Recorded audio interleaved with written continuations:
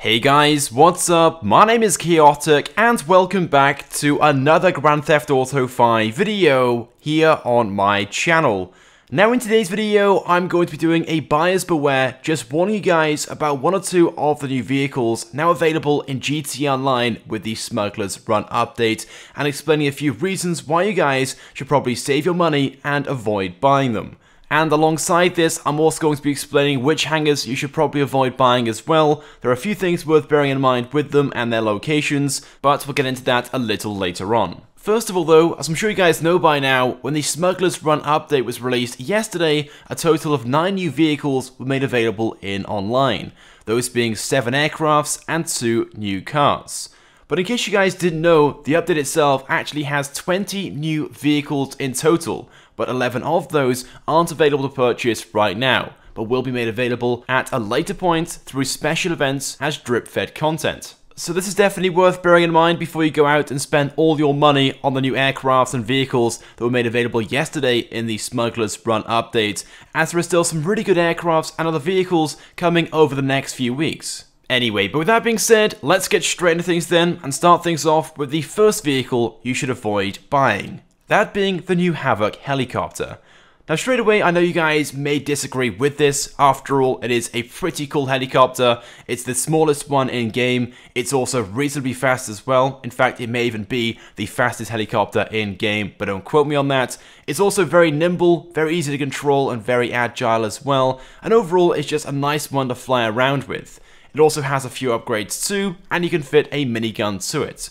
So it all sounds great, especially on paper, and the first time you fly this around, you might even agree and say it's pretty good. But unfortunately, there are a number of things that really let the Havoc down. For starters, its price. It's very expensive with a buy it now price of $2,300,900.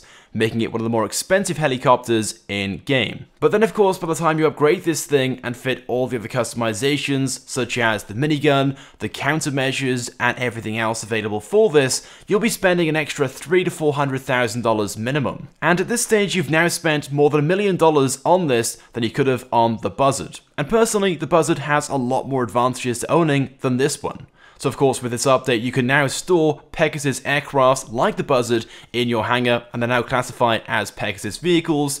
Of course the Havoc is only a one-seater, whereas on the Buzzard you can have 4 people, 2 in the front and 2 on the back who can carry machine guns. And although you can fit a machine gun to the Havoc, it isn't very powerful, and it's also very limiting as well. It's actually very difficult to control and actually use, because you can only shoot where the front of the helicopter is. So it's almost impossible to shoot people on the ground or try and destroy any vehicles. It's only really useful if you have another helicopter directly in front of you, which isn't moving, whereas the Buzzard also has a machine gun, but is a lot more powerful, and it also fires homing missiles as well. Now of course the Havoc does have its advantages over the Buzzard, with it being a smaller one-seater. It is faster, but only slightly. It's also slightly more agile as well, and it does have a few extra customizations, but that's about it. So the Havoc really isn't that good of a helicopter, especially if you want to use it for attacking purposes.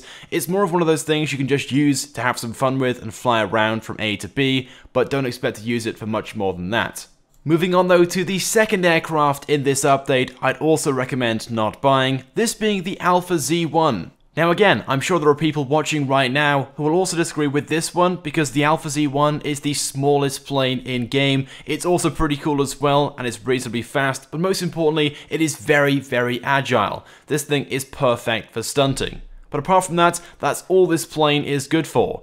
Now if you guys love stunting and enjoy doing stunts with planes, then I'm sure you guys will be more than happy with this, but if you're not really into your plane stunts, then it really isn't worth buying. Especially with a price tag of $2,121,350, which again is just way too much money for what you're actually getting. Bearing in mind the main stunt plane in the game prior to this update, the Mallard, can be bought for just $250,000, making it almost $2 million cheaper than this one. But really, most importantly, the number of uses this plane has with this update are very limited. Like I said, unless you're a stunter, there really is no use for this, because it doesn't have any turrets, there are no upgrades which allow you to fit any turrets, it can't drop bombs, and only has one seat. And with there being so many new aircrafts in this update, either out right now or coming out very soon, which have far more uses, have turrets and have the ability to drop bombs, and are either cheaper or similarly priced, this one personally just isn't worth buying. So there we go then guys, those are the two main vehicles then from this update, which are available to buy right now in GTA Online, which I wouldn't recommend buying, for the reasons which I just explained.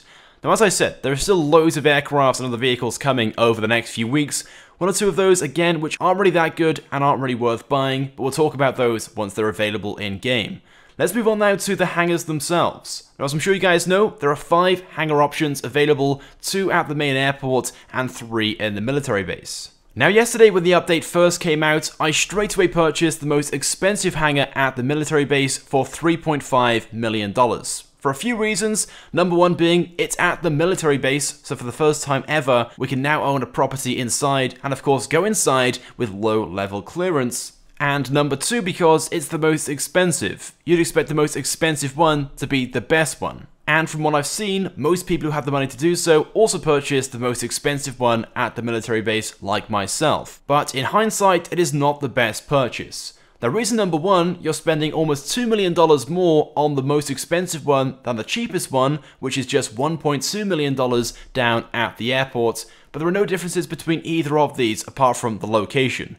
The inside of these hangars is the same, you get no extras or any less depending on what you pay for. And because there are also cheaper hangar options at the military base for players who don't have quite so much money, it means there are more players at the military base who own one of these than at the airport, which means there are more players in here in all the public sessions. Of course, there are more griefers and other players in the session who like to sit there and just kill people as they go in and out of their hangar. Then of course there's the issue with all the props and items just littered around the military base, so when you come into land with some of the bigger aircrafts and make your way back to your hangar, you'll often crash into some of the things just in the way, whereas at the airport you haven't got to worry about this.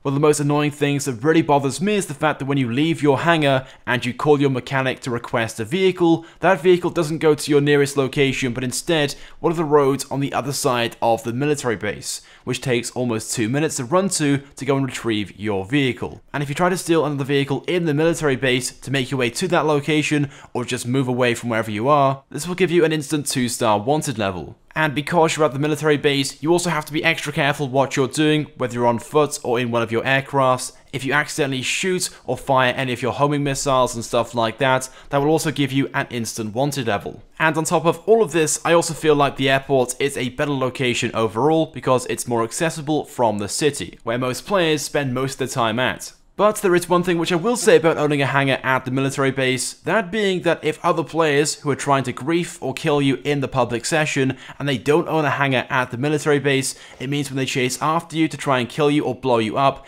if they come inside or at least near the military base, the military of course will protect you and take them out fairly quickly. But you have to question, is this defense system really worth more than $2 million? Personally, I don't think so. But I of course want to hear your thoughts and feelings on this, and I of course want you guys to leave a comment and let me know which hangar did you purchase. And are there any of the vehicles in this update you guys would also recommend avoid buying on top of the other ones which I've already discussed in this video? So again, let me know by leaving a comment on the video itself. If you guys could also drop a like, it would of course be greatly appreciated and it helps me out a lot. If you guys want to enter a shark card giveaway, I'm still running one every single day this week. I'm giving away a $3.5 million shark card. If you guys want the chance to win, you can enter by clicking the link in the description. And if you haven't subscribed to my channel already, I'd recommend that you do, because I upload all the latest and the greatest Grand Theft Auto 5 content. So as always guys, thank you very much for watching, and I will see you guys next time.